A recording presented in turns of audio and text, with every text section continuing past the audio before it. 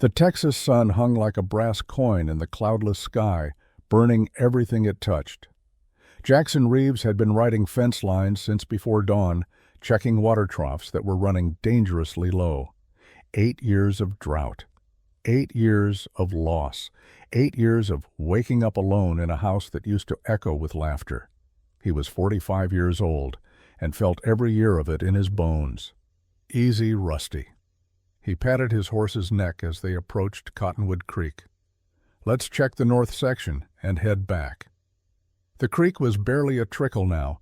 What used to run deep enough for swimming was nothing but cracked mud and scattered rocks. Jack dismounted his boots, crunching on grass that should have been green this time of year. The wind carried the scent of dust and dead mesquite. That's when he heard it. A sound that made his blood freeze. A sound no man should ever hear in the middle of nowhere. A baby crying. Jack's first thought was that the heat had finally broken his mind. He'd been out here too long, the sun playing tricks on a brain that had spent 8 years trying to forget, trying to unhear the sound of a 3-year-old boy calling for his papa while flames devoured their home. But the cry came again, weak, desperate, dying. 20 feet from the creek bed, half hidden in the tall grass, sat a wooden crate, the kind used for shipping supplies from back east. And it was moving. Sweet Jesus. Jack ran. His heart pounded before his mind could catch up with what his eyes were seeing. A small fist punched through the slats of the crate, then another. Then that sound again, that terrible sound that would haunt him for the rest of his days. He fell to his knees and tore at the wooden slats with his bare hands. Splinters dug into his palms, but he didn't feel them. All he could see was that tiny fist still reaching, still fighting. The lid came off. Inside was a baby girl, maybe 8 or 9 months old. Her skin was red and blistered from the sun. Her lips were cracked and bleeding. Her eyes were barely open. But when she saw Jack's face looking down at her, she reached up with both arms and whispered one word that shattered his soul. Mama. For one terrible moment, Jack was back in that burning house 8 years ago, his son Ethan reaching for him through the flames, calling for him. Papa, Papa. And Jack couldn't get to him. The roof collapsed and took everything he loved with it, his wife Melissa, his boy, his reason for living. But this baby was alive. This baby was reaching for him. This baby needed him. I got you, little one. His voice cracked as he lifted her from that wooden coffin. She weighed almost nothing. I got you now. The baby's skin was burning hot against his chest. Her breathing was shallow fast like a bird's. She was dying of heat and thirst. And Jack knew he had maybe an hour to get her help before it was too late. He mounted Rusty so fast the horse startled. Go, Jack kicked hard. Run like you ain't never run before. Rusty seemed to understand. The old horse found strength he hadn't shown in years galloping across the dry prairie toward town. Jack pressed the baby against his chest, shielding her from the sun with his body, his hat, anything he could. Stay with me, sweetheart. Just stay with me. The baby's eyes fluttered. Her tiny hand gripped his shirt like she was holding on to life itself. That's it. That's my girl. You keep fighting. The ride to Silver Creek was the longest 15 minutes of Jack's life. Every second felt like an hour. Every time the baby went quiet, his heart stopped until he felt her breathing again. Please, God. It was the first prayer he'd spoken in 8 years. Don't take her too. Please, not this one. Main Street was nearly empty in the midday heat. Folks had sense enough to stay inside when the sun was this brutal. But Jack didn't slow down. He rode straight up the wooden sidewalk, scattering the few people who were out, and jumped off Rusty right in front of Dr. Benjamin Carter's office. Doctor. He kicked the door open. Dr. Carter, I need you now. Dr. Benjamin Carter looked up from his desk coffee cup, frozen halfway to his lips. He was a gray-haired man with kind eyes and steady hands. In 30 years of practice, he'd seen plenty of emergencies. But the sight of Jack Reeves bursting through his door with a dying baby made even him go pale. Good Lord, Jack, what happened? Found her in a crate by Cottonwood Creek. Jack was already laying the baby on the examination table. She's been out in the sun. I don't know how long. She's burning up, Doc. You got to help her." Dr. Carter moved fast. He grabbed his stethoscope, checked the baby's heart, her breathing, her temperature. His face grew grimmer with every second. "She's severely dehydrated. Heat stroke. Her body temperature is dangerously high." He looked at Jack. "You found her in a crate?" "Yes, sir. Nailed shut. Someone left her there to die." Dr. Carter's jaw tightened. What kind of monster does that to a child? That's what I aim to find out. Jack's voice was steady, but his eyes were wet. "But right now, I need to know one thing. Is she going to live?" Dr. Carter was quiet for a long moment. The baby whimpered on the table, her small body fighting with everything it had. "She's a fighter," the doctor finally said. "I've never seen a baby this far gone still breathing. But I won't lie to you, Jack. The next few hours will tell. She needs constant care, cool water, small amounts, rest. And someone watching her every minute. I ain't leaving her. Jack, you can't stay here all night. I said I ain't leaving her, Doc." Jack's voice broke. "I already let one child die when I should have saved him. I ain't doing that again. Not ever again, Doctor." Carter studied the cowboy's face. He'd known Jack for years. Watched him shut down after the fire. Watched him build walls so high nobody could climb them. But right now, looking at Jack with a dying baby, Dr. Carter saw something he thought was gone forever. Hope. "All right," the doctor said quietly. "Then let's get to work." The next 3 hours were a battle. Dr. Carter worked with the focused intensity of a man fighting death itself. Jack stayed by the baby's side, dripping cool water onto her cracked lips, whispering words of comfort, even though she probably couldn't hear them. "You're going to be okay, little one. I promise. You just keep fighting." The baby's fever started to drop around the second hour. Her breathing steadied. The angry red of her sunburned skin began to fade. And when she finally opened her eyes, really opened them and looked at Jack, something passed between them that neither could explain. She smiled. It was just a tiny upturn of her lips, barely there, but it was real. "Well, I'll be." Dr. Carter shook his head in amazement. "I've been doing this for 30 years, and I've never seen anything like it. A few hours ago, she was knocking on death's door. Now look at her." Jack couldn't speak. His throat was too tight. He just stared at that little smile and felt something crack open in his chest that had been frozen solid for 8 years. "She's going to need round-the-clock care for the next few days." Dr. Carter continued, "Feeding every 2 hours, keeping her cool, watching for fever. I can help during the day, but I have other patients. You're going to need someone else to help you." Jack nodded. "I'll figure it out." "No, you won't." A woman's voice came from the doorway. "You'll accept help when it's offered, Jack Reeves, like any sensible person would." Jack turned to see Sarah Bennett standing in the doorway. She was the school teacher, widow, kept to herself mostly. Jack had seen her around town, but never spoken more than a few words to her. She was pretty in a quiet way, with auburn hair and warm brown eyes that looked like they'd seen their share of sorrow. Miss Bennett. Jack tipped his hat. "I appreciate the offer, but this ain't your concern. A baby left to die isn't my concern." Sarah stepped into the room, her eyes fixed on the tiny girl on the table. "What kind of woman would I be if I walked away from that?" She moved closer to the baby, and something in her face changed. Her breath caught. Her hand flew to her throat. For just a moment she looked like she might run. "Miss Bennett." Dr. Carter frowned. "Are you all right?" Sarah didn't answer. She was staring at the baby with an expression that Jack recognized all too well. It was grief, raw, fresh, bleeding. "I had a daughter," Sarah whispered. "She died before she was a year old. Fever took her." She finally looked at Jack. "I swore I'd never hold another baby again. The pain was too much." Jack understood. God help him. He understood completely. "Then don't stay," he said quietly. "I won't think less of you. Some wounds don't heal." Sarah was silent for a long moment. The baby made a soft cooing sound and reached toward her, those tiny fingers stretching out, asking for comfort. "May I?" Sarah's voice was barely a whisper. Jack nodded.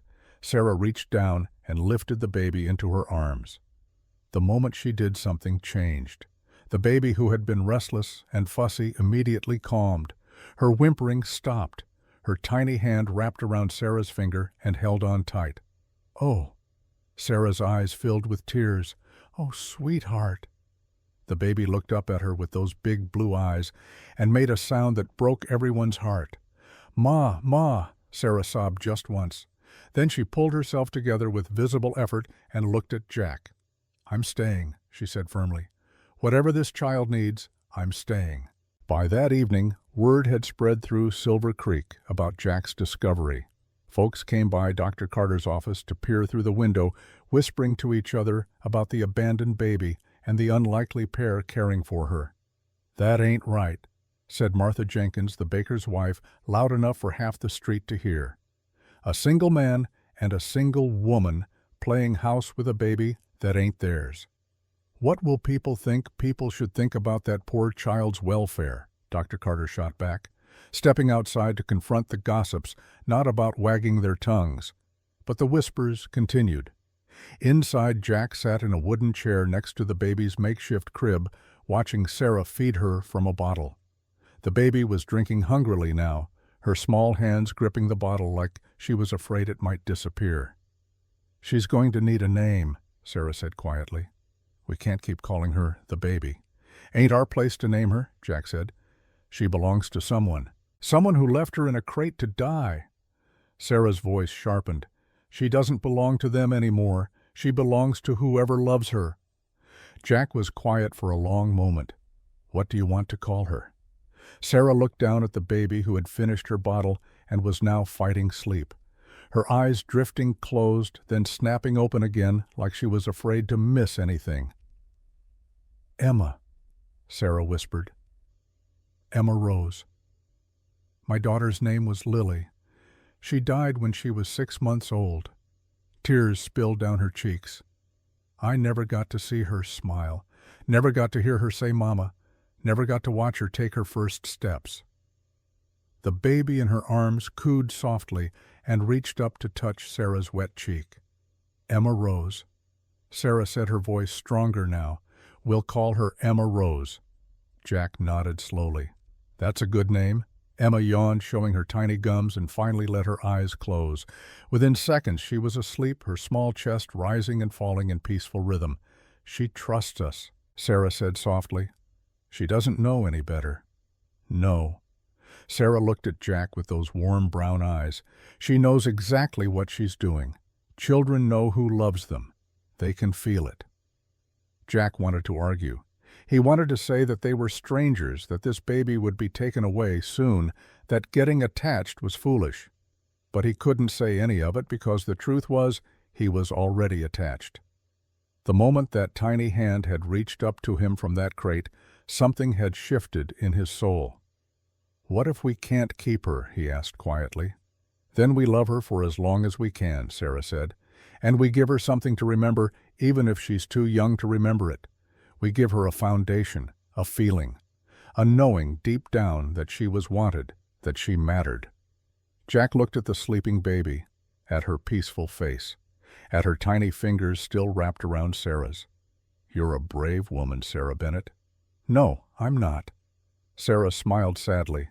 "I'm terrified. But some things are worth being scared for." It was past midnight when the knock came at the door. Jack had been dozing in his chair, Sarah curled up on the small couch, with Emma sleeping peacefully in her arms.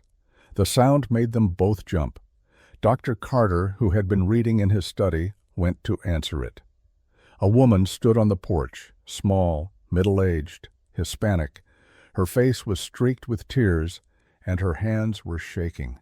"Please," she said in accented English, "I need to speak to Senor Reeves about the baby." Jack was at the door in 3 strides. "Who are you?" "My name is Maria Santos. I work for Judge Nathaniel Blackwood." The woman wrung her hands. "And I know something about that baby, something terrible. Come inside." Maria stepped into the office, glancing nervously over her shoulder as if expecting to be followed. When she saw Emma sleeping in Sarah's arms, she crossed herself and whispered something in Spanish that sounded like a prayer. That baby. Maria's voice was barely audible. She belongs to the Blackwood family. Sarah's face went pale. Judge Blackwood C. His daughter, Miss Elizabeth. Everyone calls her Beth. She had this baby 9 months ago, in secret. The judge, he was so ashamed.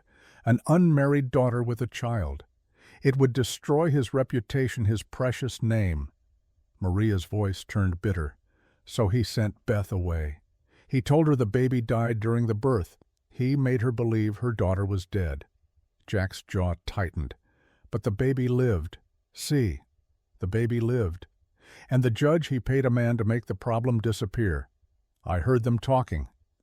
Judge Blackwood, he said that child is better off dead than bringing shame to this family. I heard him say those words with my own ears. Emma started fussing, picking up on the tension in the room. Sarah bounced her gently, but her eyes were fixed on Maria. Who is the man? Sarah asked. The one the judge paid. Maria shook her head. I don't know his name. A stranger. The judge paid him $200 to take the baby far away and make sure she never came back. $200. Jack's voice was ice. That's what a child's life is worth to Judge Blackwood. The man was supposed to take her to another territory. But something must have happened. Maybe he got scared. Maybe he got lazy. Whatever the reason, he left her in that crate instead of taking her away. He left her to die in the sun. Jack thought about finding Emma, about her cracked lips and sunburned skin, about the way she'd reached for him like he was her last hope in the world. That man is still out there, Jack said. See, and now the judge is looking for him, looking for the baby too. He wants to make sure there is no evidence, no proof of what he did. Sarah pulled Emma closer. He wants her dead. Maria nodded miserably. I am so sorry. I should have said something sooner. I should have stopped it, but I was afraid. The judge, he is so powerful. He destroys anyone who crosses him. Why are you telling us now? Jack asked. Maria's eyes filled with fresh tears. Because that baby is innocent. Because Miss Beth cries every night for the daughter she thinks is dead. Because I am tired of being afraid. She grabbed Jack's arm. Please, Senor, you must protect her. You must not let the judge take her. I already made that promise, Jack said. The words hung in the air between them, heavy with the weight of what was coming. Outside, the wind picked up, rattling the windows. Somewhere in the distance, a coyote howled. And in his mansion on the hill, overlooking Silver Creek, Judge Nathaniel Blackwood sat in his study, staring at the portrait of his father. The father who had destroyed the family name with a scandal 40 years ago. The father who had taken the coward's way out, leaving young Nathaniel to rebuild everything from nothing. Never again. Blackwood whispered to the painted eyes, I will never let our name be destroyed again. He turned to the man standing in the shadows. Raymond Sloan, the man he'd paid to dispose of the problem. You told me she was dead. Ray Sloan shifted uncomfortably. I left her where no one would find her. But someone did find her. Blackwood's voice was deadly quiet. Jack Reeves found her, and now the whole town knows. I can fix this, you better. Blackwood leaned forward. Because if you don't, I'll make sure everyone knows it was you who tried to kill that baby. I'll make sure you hang for it. Ray Sloan nodded and disappeared into the night. Blackwood returned to his portrait, to his father's disappointed eyes. Some sins, he thought, are necessary to protect what matters. And in Silver Creek, as the clock struck 1 in the morning, Jack Reeves held a sleeping baby and made a silent vow. This child would not pay for the sins of her grandfather. This child would not die because powerful men valued reputation over life. This child was his to protect now, and God help anyone who tried to take her away. 3 days passed. Emma Rose grew stronger every hour. Her skin healed. Her appetite returned. She started babbling and laughing and reaching for things with the curiosity of a healthy baby discovering the world. And every time she saw Jack, she would lift her arms and say, Papa. She's confused, Jack said the first time it happened, his voice rough. She knows exactly who you are. Sarah was smiling. Children don't make mistakes about love. Jack didn't know how to feel about that. Part of him wanted to run. Part of him wanted to gather that baby up and never let her go. Part of him was back in that burning house, reaching for a son he couldn't save. But Emma wasn't Ethan. And this wasn't the past. This was now. This was a second chance. Maybe. On the third night, Jack was sitting on the porch of Dr. Carter's office watching the sun set over the dry hills when a line of carriages appeared on the horizon. Black, expensive, moving with the slow certainty of men who owned the world. Dr. Jack called through the open door, "We got company." Dr. Carter came out drying his hands on a towel. His face went pale when he saw the carriages. "That's Blackwood. Get Sarah and Emma to the back room. Now." But before anyone could move, the carriages pulled up in front of the office. 6 men stepped out. 5 were hired muscle, the kind of men who settled disputes with fists and guns. The 6th was Judge Nathaniel Blackwood himself. He was tall, silver-haired, with the kind of face that looked like it had been carved from granite. Everything about him spoke of power and wealth and absolute certainty that the world would bend to his will. His suit probably cost more than most men in Silver Creek made in a year. "Mr. Reeves," Blackwood's voice was smooth as silk. "We haven't been formally introduced. I'm Judge Nathaniel Blackwood. I know who you are. Good. Then you know I'm not a man to be trifled with." Blackwood stepped forward. "I understand you found something that belongs to me. I'm here to collect it." Jack didn't move from his position on the porch. "I don't have anything that belongs to you. Don't play games with me, cowboy. The baby, the one you pulled from the creek. She's my granddaughter. My blood, my property. Property." Jack's voice hardened. "That baby is a human being, not property." "Semantics." Blackwood waved his hand dismissively. "The child belongs with her family, with her mother." He gestured toward the carriage. A young woman stepped out, thin, pale, with blonde hair pulled back severely. She walked with her head down, never looking up, never making eye contact with anyone, but Jack could see the bruises on her arms where her sleeves didn't quite cover them. "This is my daughter Elizabeth." Blackwood grabbed her arm hard enough to make her wince. "Isn't that right, Beth? Don't you want your daughter back?" Beth's eyes met Jack's for just a moment. He saw terror there. Years of abuse, a broken spirit, but he also saw something else, a tiny spark of defiance. "Yes, Father," Beth whispered. "I want my daughter back." Blackwood smiled. "There, you see. The mother wants her child. It's only natural, only right. So let's make this simple, Mr. Reeves. Tell me where the baby is and we can all go home happy." "I don't think so." Blackwood's smile faded. "I beg your pardon, I said no." Jack stood his ground. "That baby was left to die. Someone put her in a crate and abandoned her in 100-degree heat. She was hours away from death when I found her. And now you want me to hand her over to the people who tried to kill her? That ain't going to happen." Blackwood's face went red. "How dare you? I am Judge Nathaniel Blackwood. I own half this county. I could destroy you with a word. Then do it. Destroy me, take my ranch, ruin my name. I don't care." Jack stepped forward and Blackwood's men tensed. "But you will never touch that baby, not while I'm breathing." For a long moment nobody moved. Then Blackwood laughed. It was a cold, ugly sound. "I admire your courage, Mr. Reeves. Stupid, but admirable." He released Beth's arm and straightened his coat. "You think you can protect that child from me? You're nothing. A broken-down cowboy with a dead wife and a dead son, and nothing to show for his pathetic life." Jack flinched. The words hit exactly where Blackwood intended. "Oh, yes, I know about you," Blackwood continued. "I know about the fire, about your family, about how you failed to save them." He leaned closer. "You couldn't protect your own son. What makes you think you can protect anyone else?" The rage that flooded through Jack was white-hot. His fists clenched. Every muscle in his body screamed for him to hit this man, to wipe that smug smile off his face, but he didn't. Because that's exactly what Blackwood wanted, a reason to have him arrested, a reason to take everything. "Get out," Jack said quietly. "I'll leave when I'm ready. No, you'll leave now. Dr. Carter appeared from inside holding a shotgun. This is my office, Judge, and I'm asking you to leave. Blackwood's eyes narrowed. Samuel, I should have known you'd be involved in this. I was there when Jack brought that baby in, Dr. Carter said. I saw what that child looked like, half dead from heat and dehydration. Someone tried to murder her.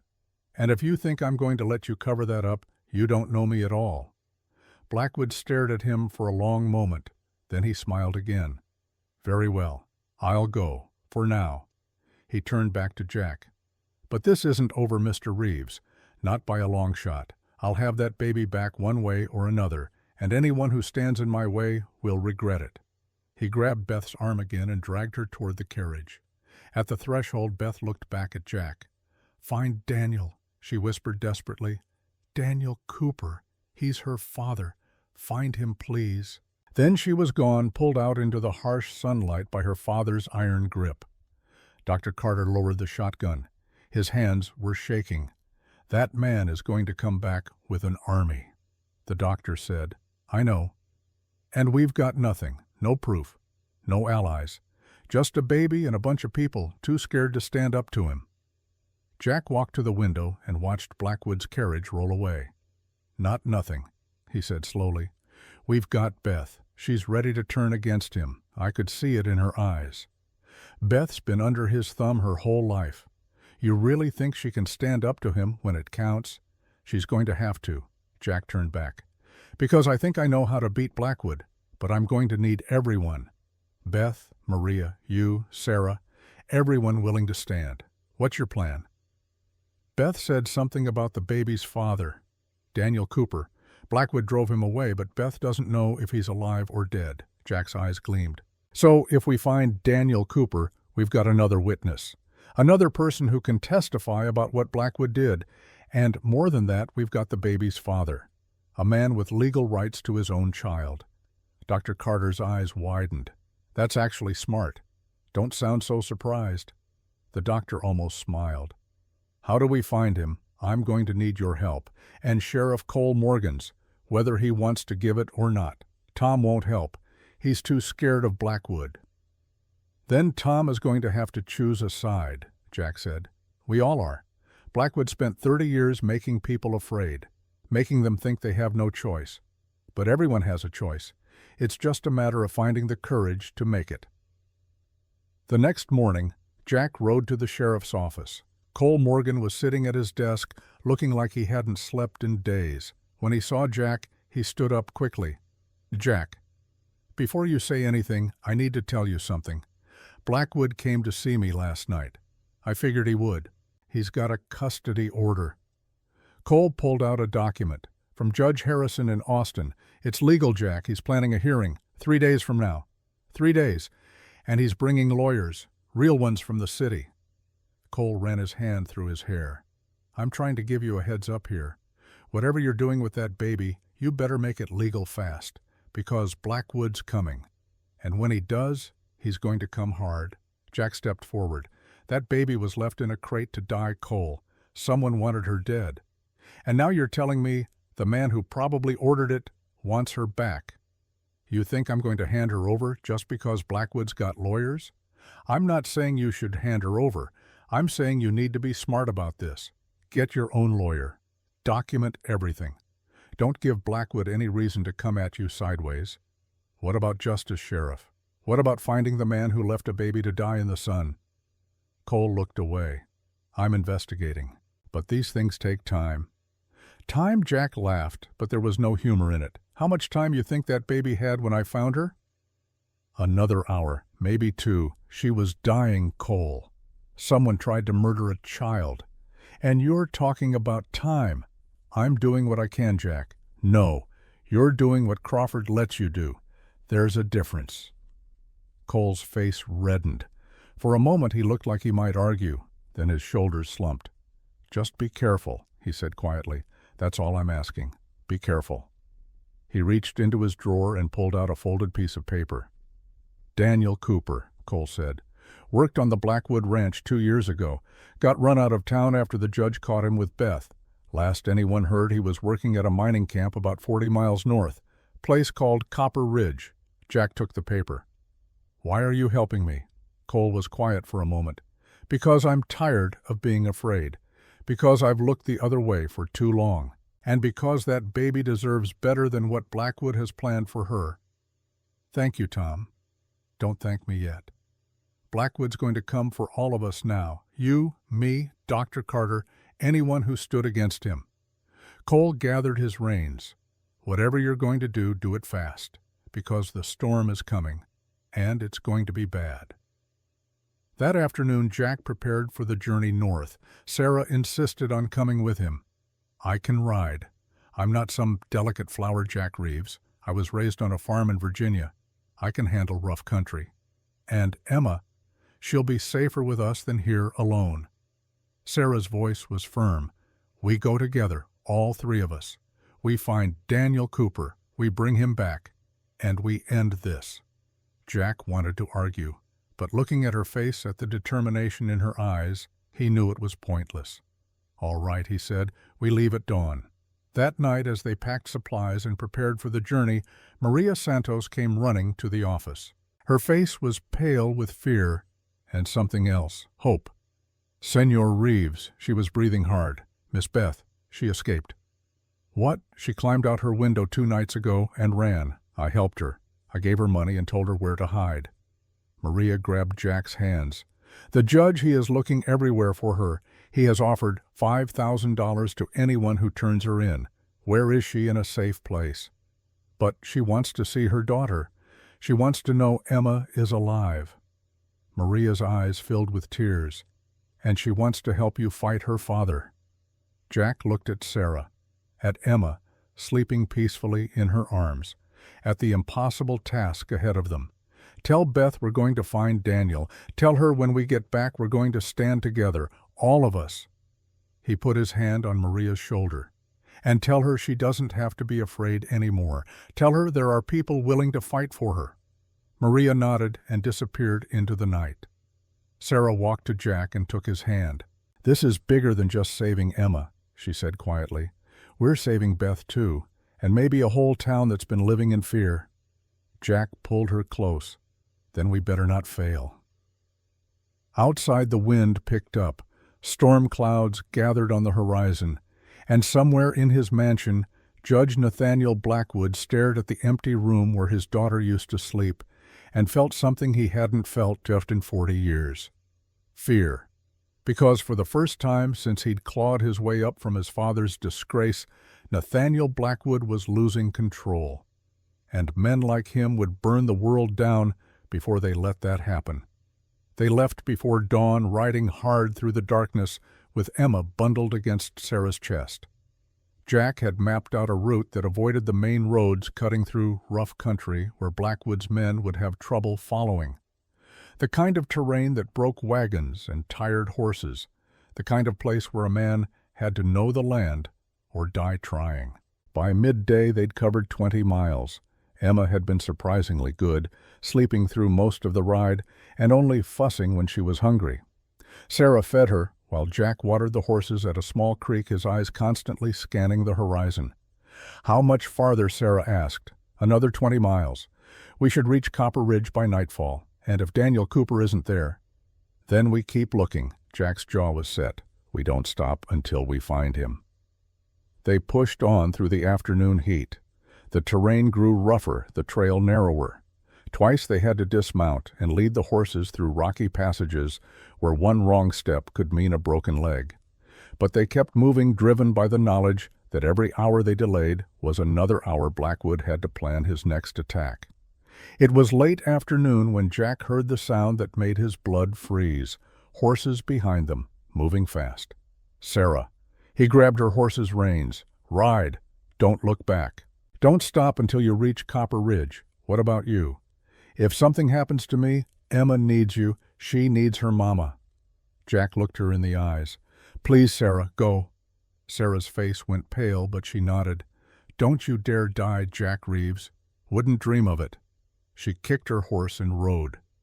Jack watched her disappear over the ridge, then turned to face whatever was coming. 3 riders emerged from the trail behind him. Jack recognized the one in front immediately. Raymond Sloan, the man Blackwood had paid to dispose of Emma. Behind him were 2 other hired guns, the kind of men who settled problems with bullets and didn't ask questions. Sloan pulled up his horse and grinned. It was the smile of a man who knew he had the upper hand. "Dawson," Sloan called out, "the judge figured you'd run. He sent us to make sure you didn't get far. I ain't running." Jack's hand rested on his rifle. "I'm riding. There's a difference. Don't matter what you call it." Sloan dismounted slowly. "You've got something that belongs to Judge Blackwood. We're here to collect.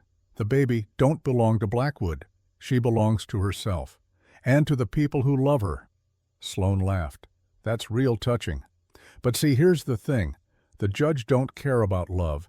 He cares about blood, about family, about making sure his name stays clean." He nodded to his men. "Take him." They moved fast. Jack got off one shot, catching the rider on his left in the shoulder. The man screamed and fell from his horse, clutching his arm. But before Jack could aim again, Sloan was on him, tackling him off Rusty and sending them both crashing to the ground. They fought dirty, fists and elbows and knees. Jack was strong from years of ranch work, but Sloan was bigger, younger, meaner. A punch caught Jack in the jaw and sent stars exploding across his vision. "Where's the baby?" Sloan pinned him down, one hand around his throat. "Where'd you send her?" Jack spat blood in his face. "Go to hell." Sloan squeezed harder. Wrong answer. Jack's vision was starting to go dark. His lungs burned. He could feel his strength fading, his body giving up the fight. For a moment he was back in that burning house, reaching for Ethan. Failing. Always failing. Melissa. Ethan. "I'm sorry, I tried." And then from somewhere above them, a shot rang out. Sloan jerked and fell sideways, clutching his arm. Jack gasped for air, rolling away, trying to see who had fired. A man stood on the ridge above them, young, maybe mid-20s, with sandy hair and hard eyes. He held a rifle with the easy confidence of someone who knew how to use it. "Get away from him," the stranger said. "Now." The third rider, the one Jack hadn't shot, went for his gun. The stranger fired again, and the man's hat flew off his head. That was a warning. "Next one won't be." Sloan struggled to his feet, blood pouring from the wound in his arm. "This ain't over, Reeves. The judge will send more men. He'll send an army if he has to. Then I'll be waiting." Jack stood up slowly, his whole body aching. "Tell Blackwood something for me. Tell him I'm coming for him. Tell him everything he's done is about to come to light. And tell him if he touches my family, I'll burn his whole world down." Sloan and his wounded companion mounted up and rode away. Jack watched them go, then turned to the stranger who'd saved his life. "I'm obliged to you, mister. You got a name." The young man climbed down from the ridge. Up close, Jack could see the exhaustion in his face, the dirt on his clothes, the desperate hope in his eyes. "Name's Daniel Cooper," he said. "And I'm looking for someone, a woman named Elizabeth Blackwood. I heard she might need help." Jack's heart stopped. "Daniel Cooper." "That's right. The same Daniel Cooper who worked on the Blackwood Ranch 2 years ago, the one who got run out of town." Daniel's face went hard. "How do you know about that?" "Because I've been looking for you." Jack grabbed the young man's arm. "We need to talk. Right now." They found Sarah waiting about a mile up the trail. She'd heard the shots and doubled back, unable to stay away while Jack was in danger. When she saw him riding toward her with a stranger, her face flooded with relief. "Jack, thank God. I heard gunfire. I thought, I'm fine. Hannah." "This is Daniel Cooper." Sarah's eyes went wide. Daniel Cooper, the baby's father. Daniel froze. "What did you say?" Jack dismounted and walked toward the young man. This was the moment. Everything depended on how Daniel reacted to what came next. "Mr. Cooper, I need to tell you something. Something that's going to change your life." "What are you talking about?" "Elizabeth Blackwood had a baby. Your baby. About 9 months ago." Daniel's face went pale. "That's impossible. Beth told me. She said she lost the baby. She said there were complications. She was lied to. Her father told her the baby died. But the baby lived, and Judge Blackwood paid a man to get rid of her." Daniel grabbed Jack's shirt. "What do you mean, get rid of her?" "He left her in a crate to die. I found her by Cottonwood Creek, half dead from the heat. If I hadn't come along when I did, she wouldn't have made it. Daniel's legs gave out. He sank to his knees, his whole body shaking. My baby is alive. Sarah dismounted, still holding Emma. She walked over to Daniel and knelt beside him. Her name is Emma Rose. We've been taking care of her. Sarah shifted the baby so Daniel could see her face. She's beautiful. She's strong. And she's been waiting for her father. Daniel looked at his daughter for the first time. His hands were trembling as he reached out to touch her cheek. She has Beth's eyes, he whispered. She looks just like her mama. Emma studied the stranger with curious eyes. Then she reached out and grabbed his finger, holding on tight. Daniel broke down, crying like Jack had never seen a grown man cry. Deep, wrenching sobs that came from somewhere so deep they seemed to tear him apart. I thought she was dead. I thought I'd lost everything. Beth, the baby, everything. He looked up at Jack. Blackwood drove me away, threatened to kill me if I ever came back. I wanted to fight, but I had nothing. No money, no power, no way to protect Beth from her own father. You've got away now, Jack said.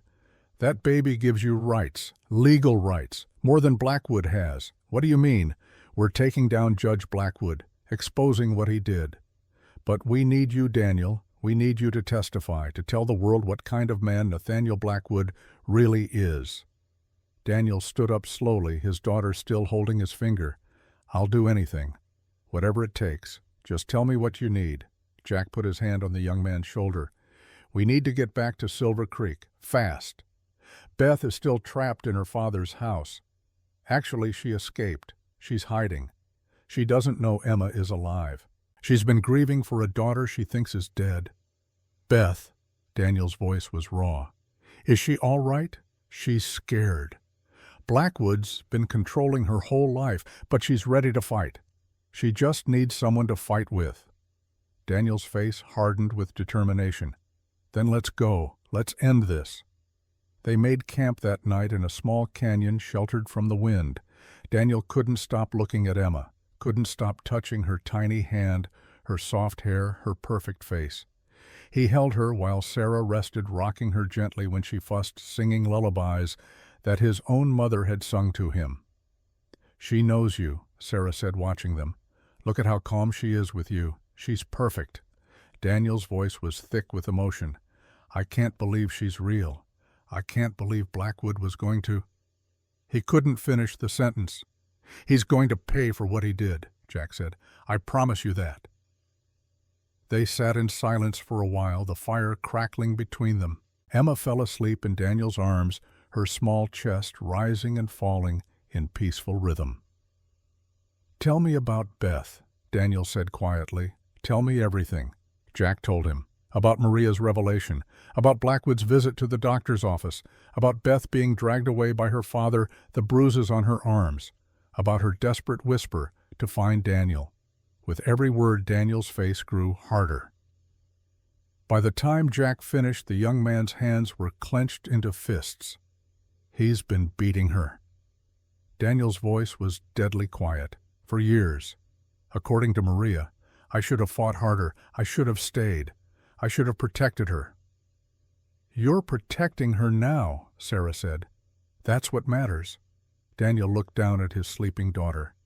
I've spent 2 years in mining camps trying to forget, trying to convince myself that Beth was better off without me, that Blackwood was right, that I had nothing to offer her.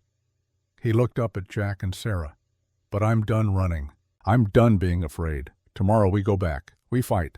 And we don't stop until Beth and Emma are safe. They rode through the night, pushing the horses harder than they should have. By dawn they reached the outskirts of Silver Creek. The town looked peaceful in the early morning light, smoke rising from chimneys, folks starting their day. But Jack knew better. Peace was an illusion. A storm was coming. He sent Sarah and Daniel to Dr. Carter's office while he headed to see Sheriff Morgan. Cole was already at his desk, looking like he hadn't slept at all. Jack. Thank God. The sheriff's face was grim. Blackwood's been making moves. He's called in lawyers from Austin. He's got a new custody order, and this time it's ironclad. There's a hearing set for tomorrow morning. Then we'll be ready for it." Cole noticed Daniel for the first time. "Who's this Daniel Cooper, the baby's father?" Cole's eyes went wide. "You found him. He found me." Jack pushed Daniel forward. "He's ready to testify. Ready to tell the court everything Blackwood did to him and Beth." "That's good. That's real good." Cole ran his hand through his hair. "But there's something else you need to know. Something that happened while you were gone. What Beth Blackwood? She escaped from her father's house 2 nights ago. She climbed out a window and ran. Blackwood's men have been searching for her ever since, but she's vanished." Daniel grabbed the sheriff's arm. "Where would she go?" "Does anyone know there's one place?" Cole lowered his voice. "Maria Santos, the housekeeper. She helped Beth get out. She's been hiding her somewhere safe. Where I don't know. Maria won't tell anyone. She's scared Blackwood will find out." Cole looked at Daniel. "But she might tell you. If she knows who you are and why you're here—" Daniel was already heading for the door. "Wait." Jack stopped him. "You can't just walk into town. Blackwood's men are everywhere. If they see you, they'll kill you. I don't care. Beth is out there somewhere scared and alone. I have to find her. And you will. But we do this smart. We do this together." Jack turned to Cole. "Where can we find Maria?" "She's staying with her cousin on the east side of town, little house behind the church. Can you get a message to her? Tell her Daniel Cooper is here. Tell her we want to help Beth." Cole nodded. "I can do that. But Jack, you need to understand something. This hearing tomorrow, it's not going to be easy. Blackwood's brought in Judge Harrison from Austin. He's not local. He can't be bought. That's good, isn't it? It's a double-edged sword. Harrison will follow the law." "Exactly. No favors for either side. If Blackwood's lawyers make a strong case for family rights, Harrison might rule in their favor, even knowing what Blackwood did. We have to prove what Blackwood did. Accusations aren't enough. We need witnesses, evidence, something solid that Harrison can't ignore." Jack thought about everything they had. Maria's testimony, Daniel's story, Beth wherever she was. It was a lot. But was it enough? "Get the message to Maria," Jack said. "Tell her we need to meet tonight, all of us." The meeting happened after dark in the small house behind the church. Maria came alone, her face pale with fear, but her eyes determined. When she saw Daniel, she burst into tears. "Mr. Cooper, you came back. Miss Beth, she prayed every day that you would come back. Where is she, Maria?" "Please, I have to see her." Maria hesitated. "She is safe. But she is scared. The judge, he has been looking everywhere. He has offered money to anyone who turns her in. No one will turn her in," Sarah said fiercely.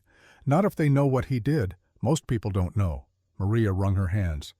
"They see the judge as a powerful man, a respected man. They don't see what happens behind closed doors. Then we make them see." Jack stepped forward. "Maria, can you bring Beth here? Can you bring her to us?" Maria looked at Daniel. "If she sees you, it might give her the strength she needs, the strength to face her father." "Please." Daniel's voice was desperate. "I love her. I've always loved her. I came back for her. I came back for both of them." Maria nodded slowly. "Wait here. I will bring her." She slipped out into the darkness. The minutes stretched into an eternity. Jack paced. Sarah held Emma. Daniel stood by the window, watching, waiting, barely breathing. Finally, the door opened. Beth Blackwood stepped inside. She was thinner than Jack remembered, exhausted, her eyes red from crying. But the moment she saw Daniel, her face transformed. Daniel, Beth. They ran to each other.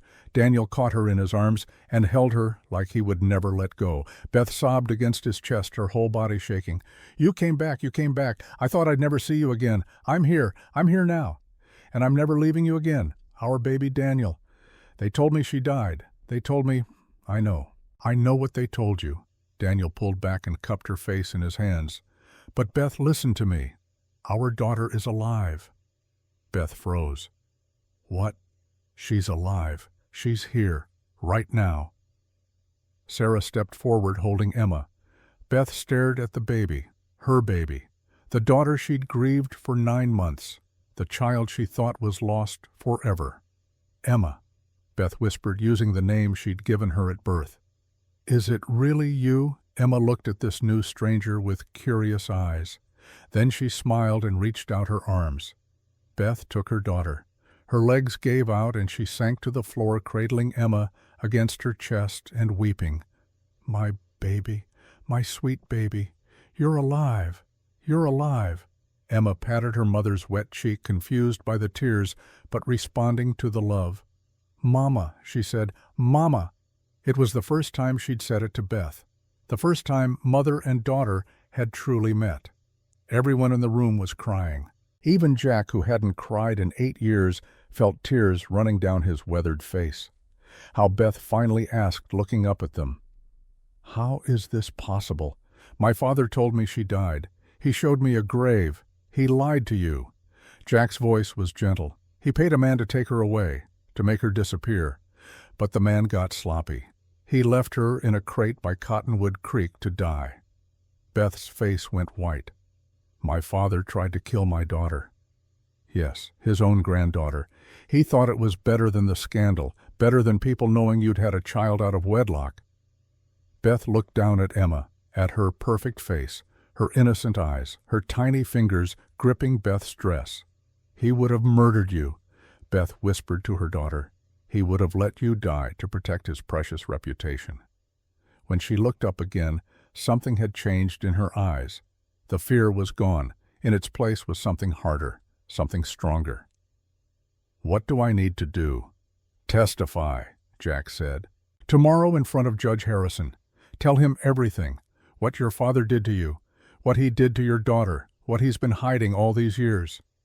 Beth's hands trembled as she held Emma. "He'll try to stop me. He'll try to discredit me. He'll say I'm hysterical, that I'm lying." "Let him try. You've got witnesses now. You've got Daniel. You've got Maria. You've got us." Jack knelt beside her. "Miss Blackwood, I know you've been afraid your whole life. I know your father made you believe you were weak. But you're not weak. You survived him. Your daughter survived him. And tomorrow you're going to stand up in that courtroom and show the whole world what kind of man Nathaniel Blackwood really is." Beth took a deep breath. Then she looked at Daniel, who nodded his hand on her shoulder. "I'll do it," she said. "For Emma, for my daughter. I'll tell them everything." The night before the hearing, they gathered at Dr. Carter's office to plan their strategy. Tom Bradley, the town's only lawyer, sat at the table looking nervous but determined. He was a small man who handled wills and property disputes. He'd never gone up against someone like Blackwood before. "We need to be clear about what we're facing," Bradley said. "Blackwood's brought in 3 lawyers from Austin, real prosecutors. They're going to come at us hard." "What's our case?" Jack asked. "We have testimony. Maria can tell the court what she heard. Daniel can testify about being driven away. Beth can talk about the abuse and being lied to about her daughter's death." Bradley paused. "But we need something more, something concrete. Right now, it's our word against Blackwood's. And he's a judge. He's got credibility, power, respect." "What about the man who left Emma to die?" Sarah asked. "Ray Sloan. If we can find him, make him confess what Blackwood paid him to do. Finding him won't be easy," Bradley said. "He's probably halfway to Mexico by now." "Maybe not." Sheriff Morgan spoke up from the doorway. "I've had men watching the roads. Sloan's still in the area. Been drinking heavy at the saloon on the edge of town. Guilt eating at him, I'd say." Jack stood up. "Then we bring him in. You can't just drag him to court," Bradley warned. "We need him to come willingly, to want to testify. Leave that to me." Jack grabbed his hat. "Cole, you're coming with me." They found Ray Sloan exactly where the sheriff said he'd be, sitting alone in a corner of the Dusty Rose Saloon, nursing a bottle of whiskey. His clothes were dirty. His hands shook. He looked like a man who hadn't slept in days. Jack sat down across from him without asking. Sloan looked up with bloodshot eyes. "Come to finish what we started," Sloan's voice was slurred. "Number 1, I came to give you a chance." Sloan laughed bitterly. "A chance at what redemption?" Jack pushed the bottle away. "You left that baby to die, Sloan. But you couldn't do it, could you? You couldn't actually kill her." That's why you put her somewhere people might find her instead of taking her out to the desert like Blackwood wanted." Sloane's face crumpled. "I couldn't. God help me, I couldn't. She was so small, so helpless. She looked at me with those big eyes, and I couldn't." He buried his face in his hands. "I've been running ever since, hiding, drinking myself to death, trying to forget what I almost did, but I can't forget. I hear her crying in my sleep, that little cry, begging for help. Then help her now." Jack leaned forward. "Tomorrow morning there's a hearing. Judge Blackwood is trying to get custody of that baby, the same baby he paid you to murder. You can stop him. You can tell the truth. He'll kill me. You don't know what he's capable of. I know exactly what he's capable of. He tried to murder his own granddaughter. He's been beating his daughter for years. He drove Daniel Cooper away and told Beth her baby was dead." Jack's voice was steel. "The question is, are you going to let him keep doing it, or are you going to stand up and do the right thing?" Sloane was quiet for a long time. Then he looked up, and there was something in his eyes that hadn't been there before, something like hope. "I've got a daughter," he said quietly. "She's about that baby's age, lives with her mama down in San Antonio. I ain't seen her in 2 years because I'm too ashamed of what I've become." He wiped his eyes. "If someone hurt my little girl, I'd want somebody to speak up. I'd want somebody to tell the truth. Then tell it." Jack put his hand on Sloane's shoulder. "Come to court tomorrow. Tell Judge Harrison what Blackwood paid you to do. Give that baby a chance at justice." Sloane nodded slowly. "All right, I'll do it. God forgive me, I'll do it." They left the saloon just as the sun was setting. Cole clapped Jack on the back. "That was good work. We've got our witness. Now we just have to keep him alive until tomorrow." Jack's instinct proved right. They were halfway back to Dr. Carter's office when they heard the sound of breaking glass. Smoke began rising from the direction of the church. The church. Cole's face went pale. That's where Beth was hiding. They ran. By the time they reached the small house behind the church, flames were already consuming the wooden structure. The church itself was untouched, but the house where Maria's cousin lived was engulfed in fire. Beth. Daniel was running toward the flames, but Jack grabbed him. "Wait, look." 3 figures emerged from the smoke. Sarah carrying Emma, Maria supporting a coughing Beth, Dr. Carter bringing up the rear. They'd gotten out just in time. "We saw them coming." Sarah gasped. 3 men with torches. "We barely made it out the back." "Blackwood!" Daniel's voice was filled with rage. "He tried to kill them!" The town's volunteer fire brigade arrived, but it was too late. The house burned to the ground. Folks gathered in the street, whispering, watching. Some looked angry, others looked scared. But nobody said Blackwood's name out loud. Jack looked at the faces in the crowd. These were good people, decent people. But they'd been living under Blackwood's thumb for so long, they didn't remember what it was like to stand up for what was right. This has to stop. An old man stepped forward. His name was Samuel Whitmore, and he'd been running the general store for 40 years. "I've kept my mouth shut for too long. We all have. But burning houses with women and babies inside, that ain't right. That ain't justice." "You're right, Sam," another voice joined in. "Martha Jenkins, the baker's wife. I said some things about Jack and that baby that I ain't proud of, but I was wrong. A man who'd try to kill his own granddaughter don't deserve our respect." One by one, people started speaking up. The blacksmith, the schoolteacher's husband, the widow who ran the boarding house. Ordinary folks who'd been afraid to challenge Blackwood's power. But seeing that house burn, seeing a mother and baby nearly killed something, broke inside them. "We'll testify if you need us to," Sam said to Jack.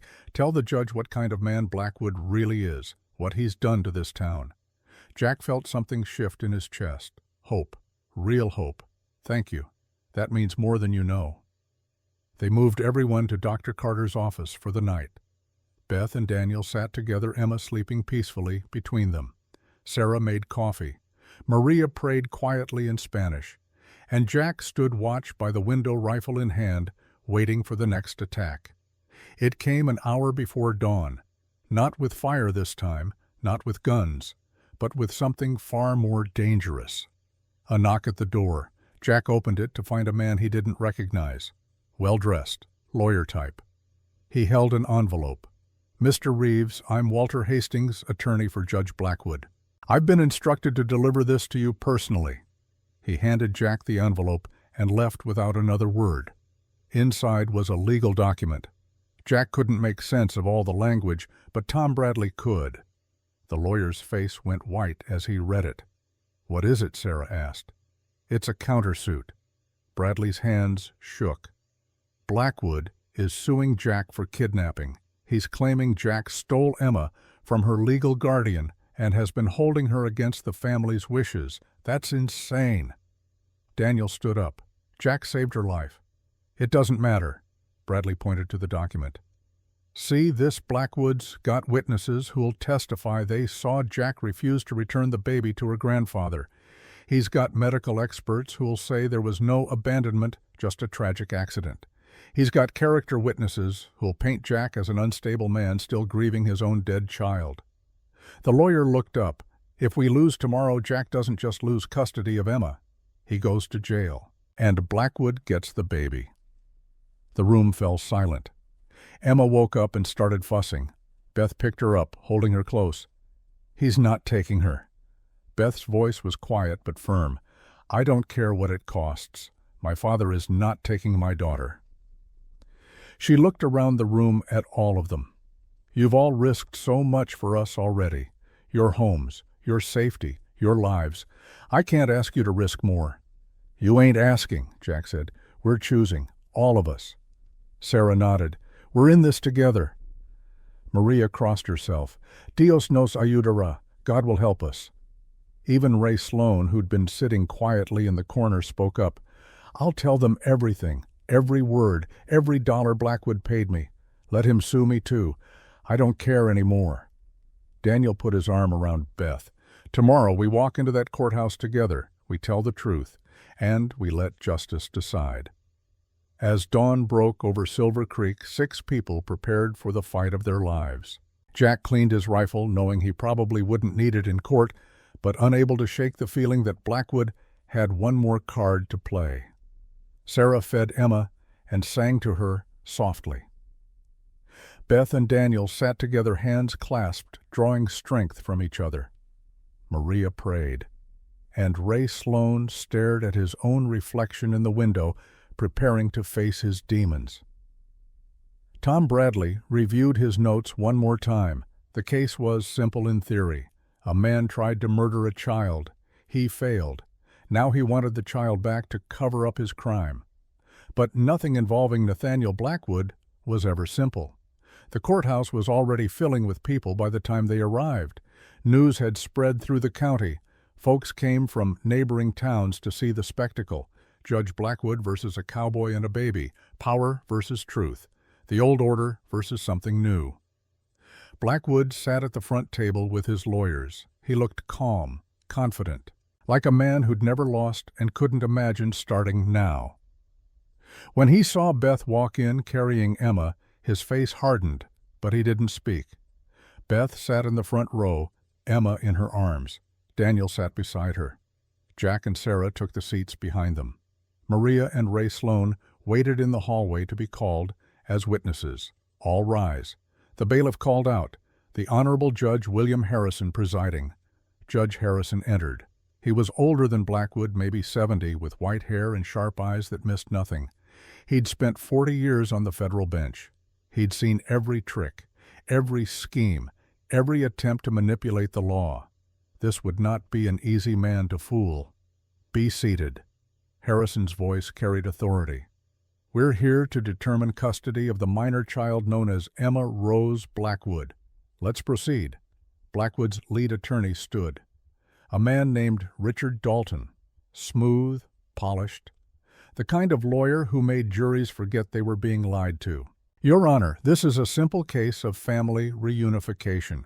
Judge Blackwood's granddaughter was tragically separated from her family through a series of unfortunate events. We're simply asking the court to return her to her rightful guardian." Tom Bradley rose to object, but Harrison held up his hand. "I'll hear opening statements without interruption. Continue, Mr. Dalton."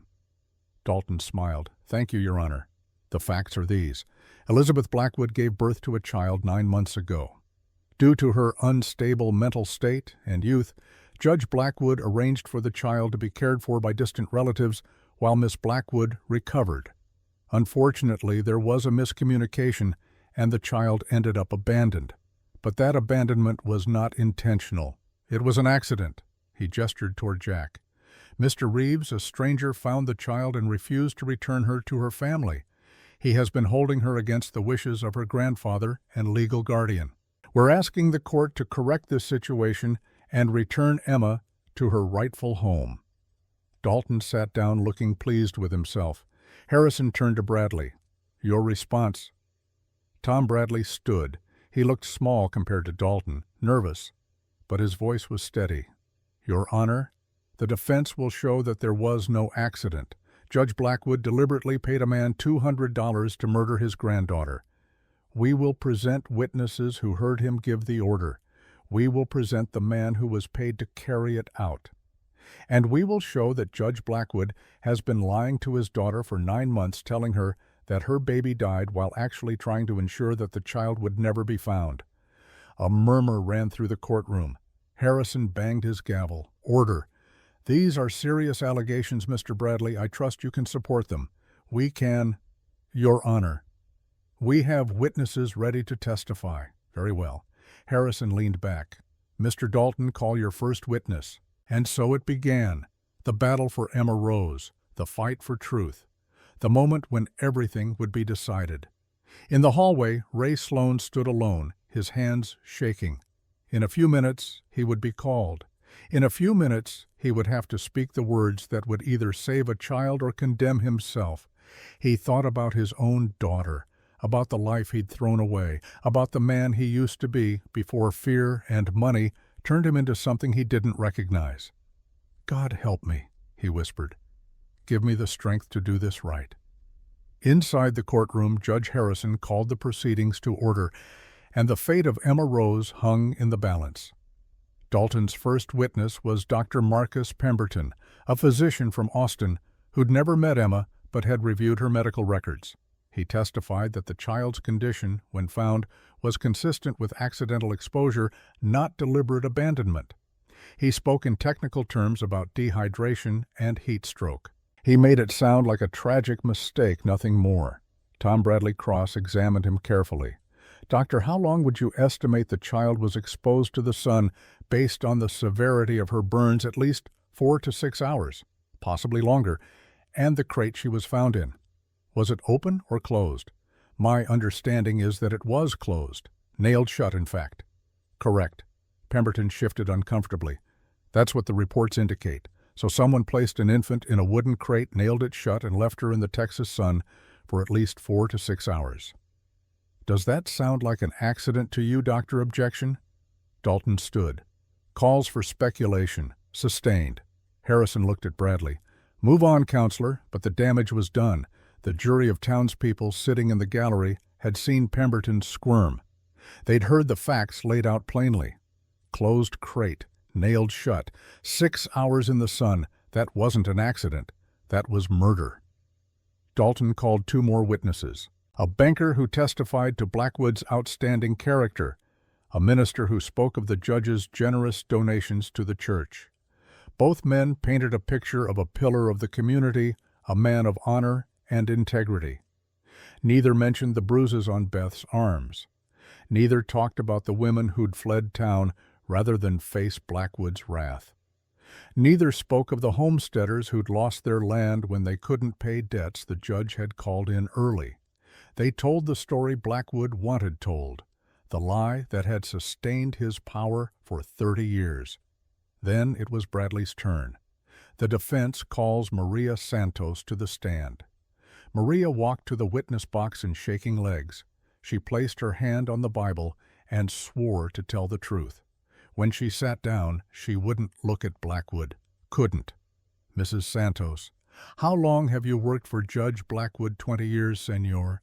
And in that time, have you been privy to private conversations in the Blackwood household? See, I clean the house. I am there when they think I am not listening. Bradley walked her through it carefully. The day Beth came home pregnant, the screaming, the beating that left Beth unable to walk for 3 days, the decision to send her away to have the baby in secret.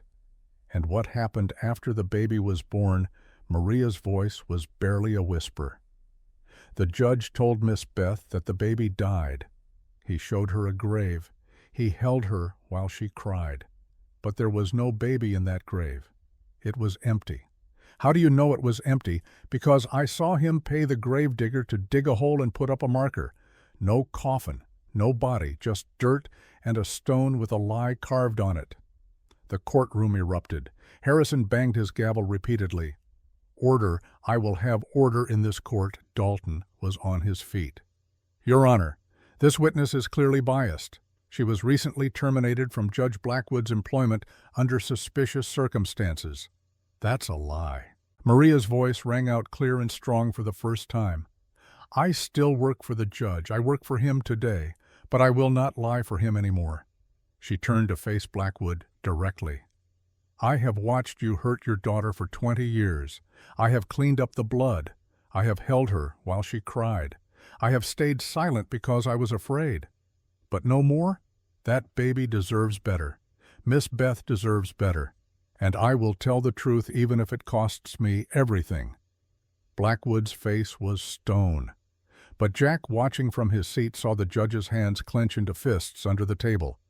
The defense calls Raymond Sloan to the stand. Ray Sloan walked down the aisle like a man going to his own hanging. Every eye in the courtroom followed him. He looked terrible, unwashed, unshaven. His hands shook as he placed them on the Bible. State your name for the record. Raymond Sloan. Mr. Sloan, do you know Judge Nathaniel Blackwood? I do. Have you ever done work for him? Yes. What kind of work? Sloan's voice cracked. The kind of work a man ain't proud of. Bradley let the silence stretch. Then quietly, tell the court what Judge Blackwood hired you to do 9 months ago. Sloan closed his eyes. He paid me $200 to take a baby away, to make sure she never came back. Can you elaborate on what a make sure she never came back means? It means... Sloan opened his eyes and looked directly at the judge. It means he wanted me to kill her, to take her out to the desert and leave her where no one would ever find her, to let her die from the heat or the coyotes or whatever came first. The courtroom went silent, so silent you could hear the clock ticking on the wall. And did you do what Judge Blackwood asked? I tried. God help me, I tried. I took that baby. I drove out toward the desert, but when I looked at her, when she looked up at me with those big eyes, I couldn't.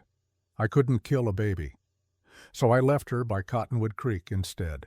I thought someone would find her. I thought... His voice broke completely. I thought I was doing the right thing, but I nearly killed her anyway. If Mr. Reeves hadn't come along when he did, she'd be dead.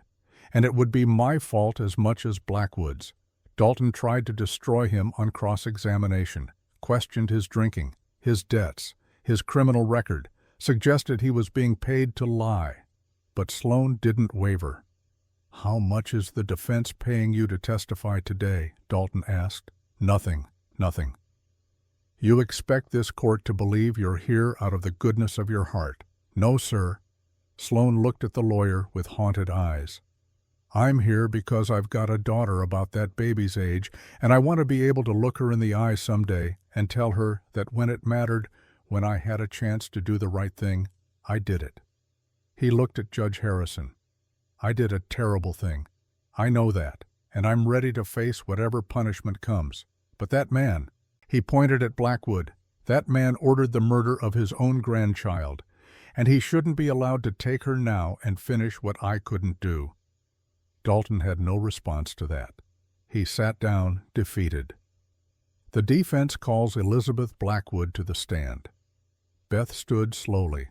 Emma was sleeping in Sarah's arms, peaceful and trusting. Beth kissed her daughter's forehead, then walked to the witness stand. She didn't look at her father, kept her eyes forward, her hands steady, When she placed her hand on the Bible to swear, in her voice was clear and strong. "State your name, Elizabeth Ann Blackwood." "Miss Blackwood, Judge Nathaniel Blackwood is your father, correct?" "Yes." "Tell the court about your relationship with him." Beth took a breath. Then she began to speak, and once she started, she couldn't stop.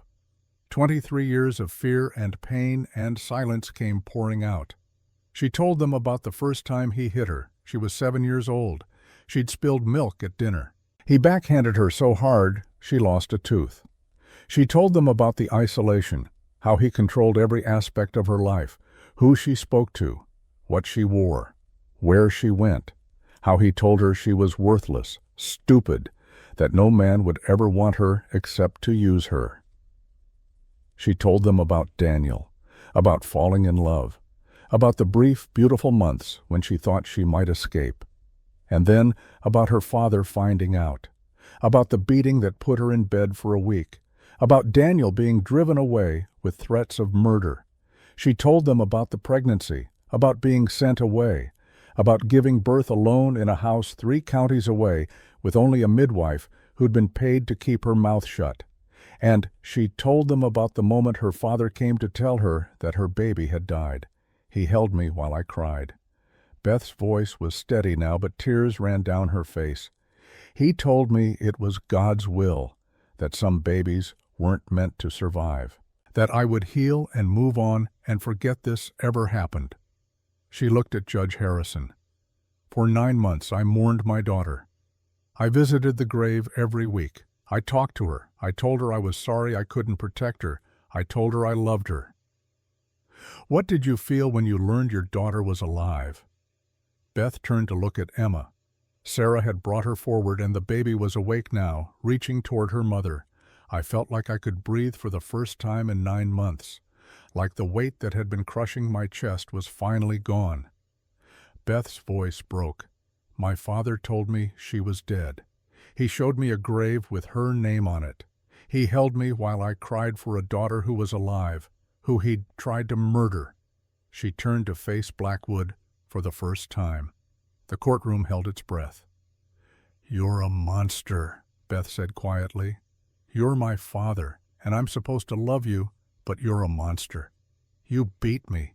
You controlled me. You drove away the man I loved. And then you tried to kill my child to protect your precious reputation." Tears streamed down her face, but her voice never wavered. "Well, I'm done protecting your reputation. I'm done being afraid. Everyone in this courtroom needs to know what you really are. Not a judge, not a pillar of the community. A coward who would murder an infant to avoid scandal." Blackwood exploded. He surged to his feet, his face purple with rage. "You ungrateful child. After everything I've done for you, I gave you a home, I gave you food, I gave you a name." He started toward her, his fist raised. Beth flinched, and for a moment she was 7 years old again, watching that hand come down. But the hand never reached her. Daniel was there first, stepping between Beth and her father. He caught Blackwood's wrist and stopped it cold. "You don't touch her." Daniel's voice was ice. "Not now. Not ever again." Blackwood tried to pull away, but Daniel held firm. Then Jack was there too, and Sheriff Morgan pulling Blackwood back. The judge fought them, screaming, "She's mine. She belongs to me. I made her. I can do what I want with her." The mask had finally cracked.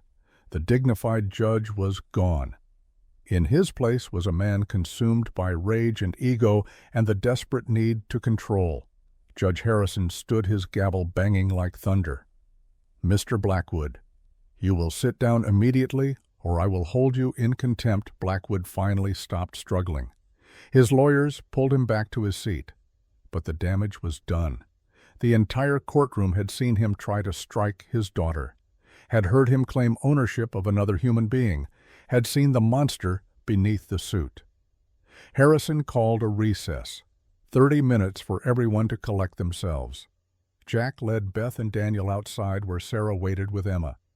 Beth collapsed into Daniel's arms, sobbing. "I did it. I stood up to him. I finally stood up to him. You were incredible." Daniel held her close. "So brave." Inside the courtroom, Blackwood sat alone at his table. His lawyers had abandoned him, stepping away like they were afraid his poison might be contagious. He stared at his hands, the hands that had built an empire, the hands that had beaten his daughter, the hands that had nearly murdered his grandchild. He'd lost. He knew it. The entire county had seen him lose control, had seen the truth. But Nathaniel Blackwood had not survived 40 years by accepting defeat. When court reconvened, Judge Harrison's face was grave. "I have heard testimony from multiple witnesses. I have reviewed the medical evidence. I have listened to the parties involved. And I must say, in 40 years on the bench, I have rarely encountered such a disturbing case." He looked directly at Blackwood. "Sir, you have disgraced not only yourself but the entire judiciary. You have used your position of power to terrorize your own family. You have conspired to commit murder, and you have lied to this court repeatedly." Harrison's voice rose with righteous anger. "I am recommending your immediate arrest for conspiracy to commit murder. I am also recommending a full investigation into your conduct as a judge, your business dealings, and any other crimes you may have committed during your tenure." Blackwood sat motionless, his world crumbling around him. As for custody of the child known as Emma Rose Blackwood, Judge Harrison continued, "I am ruling in favor of her biological parents, Daniel Cooper and Elizabeth Blackwood. They will have full custody. I am also naming Jack Reeves and Sarah Bennett as legal guardians should anything happen to the parents." The courtroom erupted in cheers. Beth sobbed with relief. Daniel wrapped his arms around her. Emma, sensing the joy, laughed and clapped her hands. Furthermore, Harrison raised his voice over the noise. "I am commending Mr. Reeves and Miss Bennett for their heroic actions in saving this child's life. Without their courage, we would be holding a funeral today instead of a hearing." He banged his gavel. "Court is adjourned." Sheriff Morgan walked to Blackwood's table with handcuffs. The judge stood slowly, drawing himself up to his full height, trying one last time to summon the dignity that had served him so well for so long. "You can't do this to me." His voice was hollow. "I am Judge Nathaniel Blackwood. I own this town." "Not anymore." Morgan snapped the cuffs on Blackwood's wrists. "Not anymore." As Blackwood was led away, he passed Beth one final time. He stopped and she met his gaze without flinching. "You've destroyed this family," Blackwood said. "You've destroyed everything I built." Beth's voice was quiet but firm. "No, Father. You destroyed this family a long time ago. I'm just finally free of it." Blackwood was dragged out of the courtroom, his protest echoing down the hall until they faded into silence. It was over. Jack stood in the middle of the chaos, watching people celebrate around him. Dr. Carter was shaking Tom Bradley's hand. Maria was crying with relief, being hugged by half the women in town. Daniel and Beth were holding Emma between them both, weeping and laughing at the same time. Sarah appeared at his side and took his hand. "We did it," she said softly. "We did it together." She leaned into him, and Jack wrapped his arm around her shoulders. For the first time in 8 years, the weight on his chest was gone. The guilt, the grief, the feeling that he'd failed and would never stop failing. Emma spotted him and stretched out her arms. "Papa." "Papa," Beth smiled through her tears. "I think someone wants you." Jack took Emma from her arms. The baby grabbed his face with both hands and planted a wet kiss on his cheek. "She loves you," Beth said.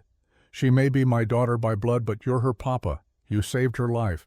You gave her a family when she had none." "What happens now?" Jack asked. Daniel stepped forward. "Beth and I have been talking. We want to stay in Silver Creek, build a life here. But we don't want to take Emma away from the people who love her." "What are you saying?" Beth smiled. "We're saying we want you in her life. All of you. As her other parents, I suppose. Or grandparents, or whatever you want to call yourselves." She reached out and touched Jack's arm. "You didn't just save her life, Mr. Reeves. You saved mine too. You gave me the courage to stand up to my father. I'll never forget that." Outside the courthouse, the sun was setting over Silver Creek. The drought had finally broken. Rain clouds gathered on the horizon, promising water for the dry land. promising new life. Jack stood with Sarah holding Emma, surrounded by Daniel and Beth and Maria and all the ordinary people who'd found the courage to stand up for what was right. And for the first time since the fire took everything from him, Jack Reeves felt something he thought he'd never feel again. He felt whole. The days following the trial felt like waking from a long nightmare. Silver Creek transformed. People walked differently, talked differently. The fear that had hung over the town for 30 years lifted like morning fog under the sun. Nathaniel Blackwood was transferred to the federal prison in Austin to await his murder conspiracy trial. The investigation into his business dealings uncovered decades of corruption, illegal foreclosures, bribed officials, threats, and intimidation. The empire he'd built on fear and control crumbled in weeks. His mansion on the hill stood empty. Nobody wanted to buy it. Too many bad memories trapped in those walls. Too much pain soaked into the floorboards. Eventually, the bank would take it. Eventually, someone would tear it down and build something new. But for now, it stood as a monument to the simple truth that power built on cruelty cannot last. Beth moved into a small house on the edge of town with Daniel and Emma. It wasn't much. 2 bedrooms, a kitchen that needed work, a porch that sagged on one side. But it was theirs. Nobody could take it away. Nobody could tell them what to do inside those walls. Daniel found work at Jack's ranch.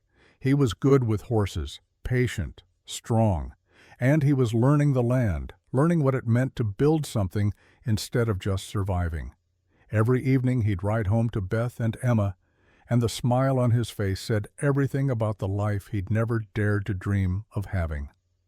Maria Santos opened a small bakery with money donated by the townspeople who wanted to thank her for her courage. She called it Emma's Place, and every morning she baked pan dulce and empanadas, and the smell filled Main Street with sweetness. Her cousin helped her run it, and on Sundays Beth would bring Emma to visit, and Maria would hold the baby and cry happy tears. Ray Sloan was charged with attempted murder, but received a reduced sentence in exchange for his testimony. 3 years instead of 20. When he was released, he went back to San Antonio to try to rebuild a relationship with his own daughter. Jack heard later that he'd found work as a carpenter and was attending church every Sunday, trying to become the man he should have been all along. Sheriff Cole Morgan was elected in a landslide when the next election came. He cleaned house, fired the deputies who'd been on Blackwood's payroll, hired men who believed in justice instead of power. Silver Creek became the kind of town where the law actually meant something again, and Jack Reeves discovered something he'd forgotten in 8 years of grief and isolation. He discovered he could still love. 6 months after the trial, on a crisp October morning, when the first cool breeze of autumn touched Texas, Jack Reeves married Sarah Bennett. The ceremony was held at the small church on Main Street, the same church that had nearly burned when Blackwood's men attacked. It had been rebuilt, made stronger, just like the people who filled it now. Jack stood at the altar in his Sunday best, uncomfortable in the starched collar, but unable to stop smiling. Daniel stood beside him as best man. Dr. Carter sat in the front row, beaming like a proud father. Half the town crowded into the pews, and the other half stood outside in the street, unwilling to miss the moment. When Sarah walked down the aisle, Jack forgot how to breathe. She wore a simple white dress. Her auburn hair was loose around her shoulders. She carried wildflowers that Emma had helped pick that morning. She was beautiful. Not because of the dress or the flowers or any of that. She was beautiful because she was Sarah. The woman who had walked into his life when he least expected it. The woman who had taught him how to hope again. Emma toddled beside her, carrying a basket of flower petals and throwing them with more enthusiasm than accuracy. The congregation laughed as petals landed on heads and laps and everywhere except the aisle. Papa. Emma spotted Jack and abandoned her flower duty entirely, running toward him on unsteady legs. He scooped her up with one arm, holding her against his chest as Sarah reached the altar. "Couldn't wait, could you, little one?" Emma just grinned and grabbed his nose. The preacher cleared his throat, trying not to laugh. "Should we proceed?" Sarah smiled. "This seems about right. The 3 of us together." The ceremony was short and sweet. The preacher talked about love and second chances and how God works in mysterious ways. He talked about how brokenness can be healed if we're brave enough to let people in. When he asked if anyone objected, Emma shouted no, so loudly that everyone burst into laughter. "I now pronounce you husband and wife." The preacher grinned. "You may kiss the bride." Jack pulled Sarah close and kissed her, while Emma clapped and cheered between them, completely delighted by the attention. "I love you," Sarah whispered against his lips. "I love you too, both of you." The reception was held in the church hall. Beth and Daniel danced together, finally able to love each other openly without fear. Maria brought enough food to feed twice as many people. Dr. Carter gave a toast that went on far too long, but nobody minded. Sheriff Morgan showed up looking lighter than anyone had seen him in years. Toward evening, as the sun painted the sky orange and gold, Jack stood on the church steps with Sarah beside him and Emma asleep in his arms. Daniel and Beth had already said their goodnights, taking Emma home to the small house where she now spent half her time. Tomorrow she'd be back with Jack and Sarah. The day after with Daniel and Beth again. 4 parents, 1 child. A family that shouldn't work but did, because it was built on love instead of blood, on choice instead of obligation. "Ready to go home, Mrs. Reeves?" Jack asked. Sarah smiled. "I've been ready my whole life." They walked together through the quiet streets of Silver Creek, a family bound not by blood, but by something stronger, by choice, by sacrifice, by love. 1 year later, on the anniversary of the day Jack found Emma by Cottonwood Creek, the family gathered for a celebration. Emma was almost 2 now, running everywhere on sturdy legs and talking in complete sentences. She called Jack Papa, and Sarah Mama, and Beth Mama Beth, and Daniel Daddy. She had 4 parents who loved her more than anything in the world, and she knew it. The gathering was held at Broken Spur Ranch. Jack had rebuilt the old house, added a nursery, created a home instead of just a place to sleep. The scars from the fire 8 years ago were still visible if you knew where to look, but new life had grown around them. "Tell the story, Papa," Emma demanded, climbing into Jack's lap. "Tell about the creek. You know that story by heart, sweetheart. Tell it again." Jack smiled and began the familiar tale. Once upon a time there was a cowboy who thought he'd lost everything worth living for. He worked hard and kept to himself and tried not to think about what his life could have been. Then what? Then one hot summer day he was riding by the creek when he heard a sound, a tiny voice calling for help. Emma's eyes were wide, even though she'd heard the story 100 times. "He found a baby in a box." "He found a baby in a box," Jack confirmed. "A perfect little girl with big blue eyes and the strongest spirit he'd ever seen. She'd been left there to die, but she refused to give up. She kept fighting to live." "That was me," Emma announced proudly. "That was you. And when that cowboy held you in his arms for the first time, something changed inside him. He realized he wasn't empty after all. He just hadn't found the right people to love yet." Sarah came to sit beside them, her hand resting on her swollen belly. Their second child was due in 3 months, a boy, Dr. Carter said. "A brother for Emma." "Tell her the ending," Sarah said softly. Jack kissed the top of Emma's head. The cowboy took that baby home, and along the way, he found something he never expected. He found a woman who taught him how to hope again. He found friends who stood by him when times got hard, and he found out that family isn't about blood or names or where you come from. What's it about? Papa Jack looked at Sarah, at Emma, at Beth, and Daniel, who joined them on the porch at the life he'd built from the ashes of everything he'd lost. Family is about who you choose to love and who chooses to love you back. Emma nodded seriously, like this was the most important wisdom in the world.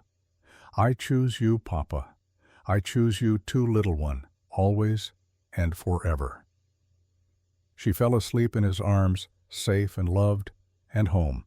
And Jack Reeves, the man who'd spent 8 years running from his own heart, finally understood what it meant to truly live. Not because the past didn't hurt anymore. It always would. He still thought about Melissa and Ethan, still carried their memory like a weight in his chest, still had nights when he woke up hearing a 3-year-old boy calling for his papa. But he'd learned something in the year since Emma came into his life. He'd learned that grief and joy could exist in the same heart, that remembering the dead didn't mean betraying them by loving the living, that second chances were real even when you thought you didn't deserve them. The sun set over Broken Spur Ranch, painting the sky in shades of purple and gold. Beth and Daniel played with Emma in the yard while Sarah rested her hand on Jack's shoulder. Dr. Carter and Maria arrived with food and laughter. Sheriff Morgan came with his new wife, a widow from the next county over, who made him smile like a schoolboy. They ate together, told stories, watched Emma chase fireflies in the gathering darkness. And when the little girl finally wore herself out, Jack carried her inside and tucked her into the bed that waited for her in the room he'd built just for these visits. "You're safe now," he whispered, kissing her forehead. "I'm right here." Emma stirred but didn't wake. Her small hand clutched the edge of his shirt even in sleep, unwilling to let go. Jack stood there for a long moment watching her breathe, thinking about the day he'd found her, about how close he'd come to riding past that creek without stopping, about how one moment of choice had changed everything. Outside, thunder rumbled in the distance. Jack walked to the window and looked out at the land he'd worked for 20 years, the land that had nearly broken him, the land that had now given him a reason to keep going. Rain began to fall, soft at first, then harder. The first real rain in 8 years of drought.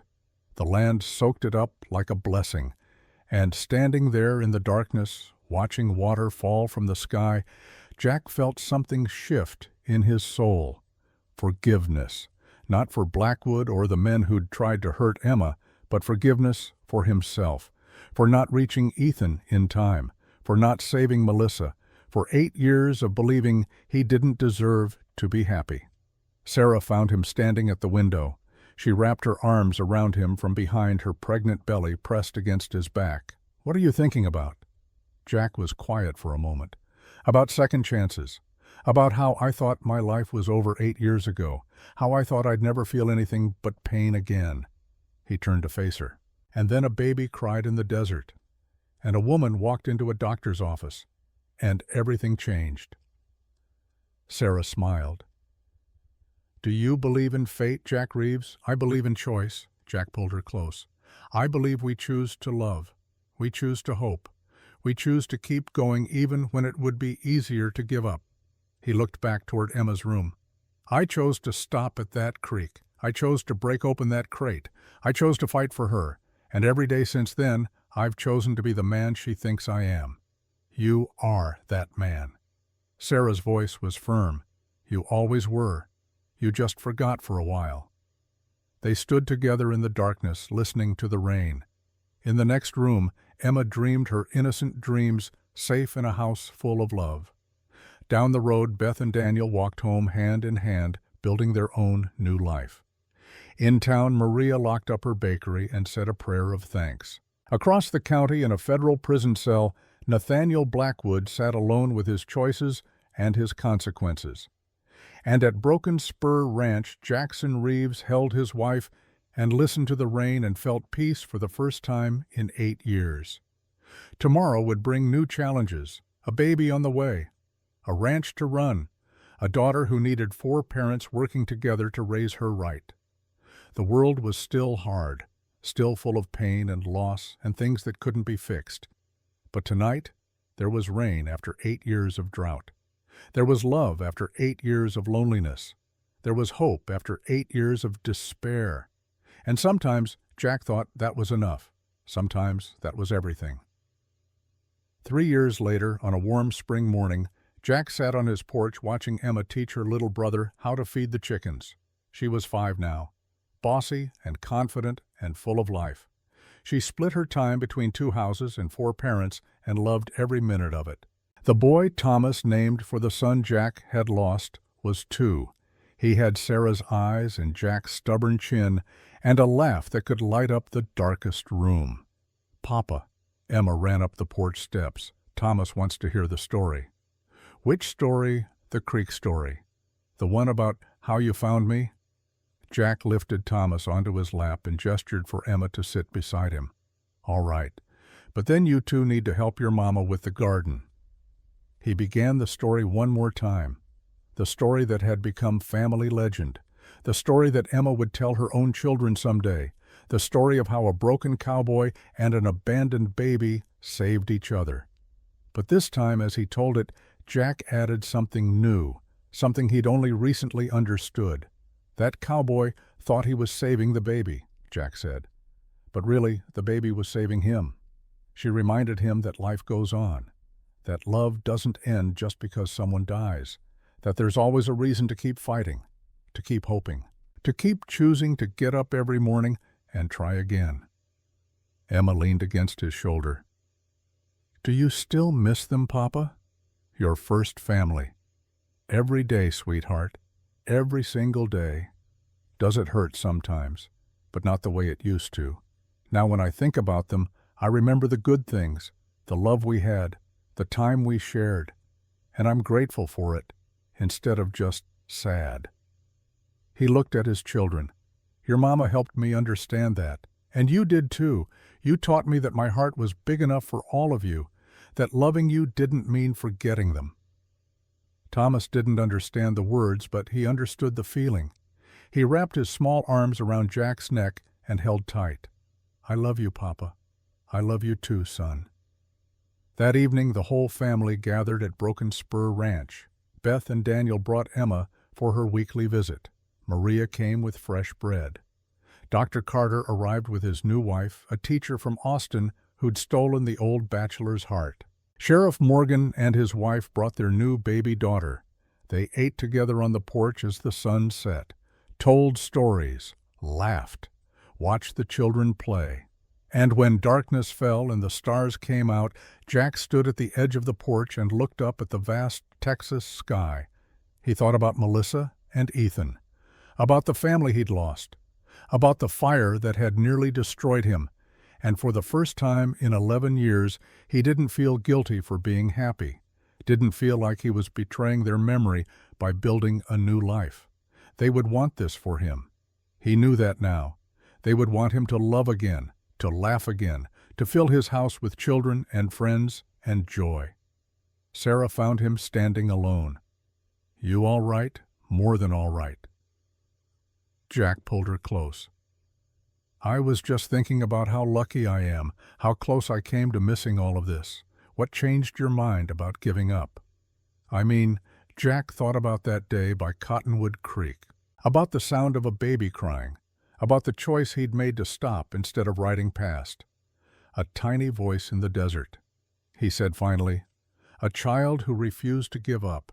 She reminded me that life is worth fighting for, that there's always hope if you're brave enough to reach for it. Emma came running up breathless and laughing. Papa, come quick. Thomas is trying to catch fireflies.